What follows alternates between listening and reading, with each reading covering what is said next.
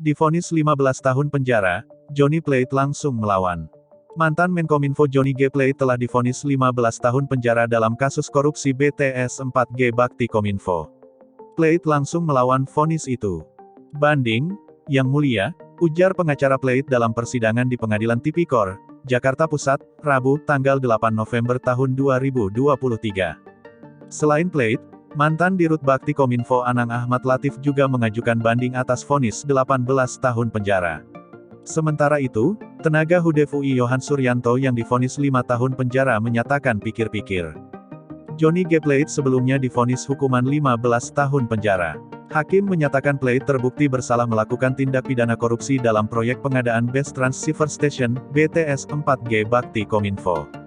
Mengadili, menyatakan terdakwa Johnny Gerard Plate terbukti secara sah dan meyakinkan bersalah melakukan tindak pidana korupsi secara bersama-sama, kata Hakim Ketua Fazal Henry saat membacakan amar putusan dalam persidangan di PN Tipikor Jakarta, Jalan Bungur Besar Raya, Jakarta Pusat, Rabu, 8/11. Menjatuhkan pidana terhadap terdakwa Johnny G. Plate berupa pidana 15 tahun penjara, imbuhnya. Hakim juga menghukum Plate membayar denda 1 miliar rupiah subsidiar 6 bulan kurungan. Plate juga divonis membayar uang pengganti 15,5 miliar rupiah.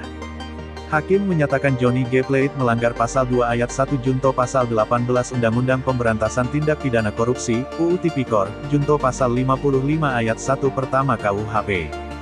Hal yang memberatkan antara lain Plate tidak mengakui perbuatannya dan terbukti meminta uang ke ex-Dirut Bakti Kominfo Anang Ahmad Latif.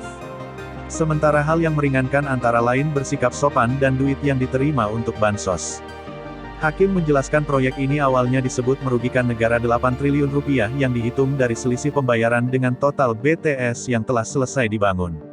Hakim kemudian menghitung 1,7 triliun rupiah yang telah dikembalikan kepada kas negara terkait kasus ini sebagai pengurang kerugian negara sehingga total kerugian negara menjadi 6,2 triliun rupiah. Majelis berpendapat uang yang dikembalikan sebesar 1,7 triliun rupiah adalah uang yang dimasukkan lagi ke kas negara menjadi pengurang kerugian keuangan negara menjadi 6,25 triliun rupiah, ucap Hakim.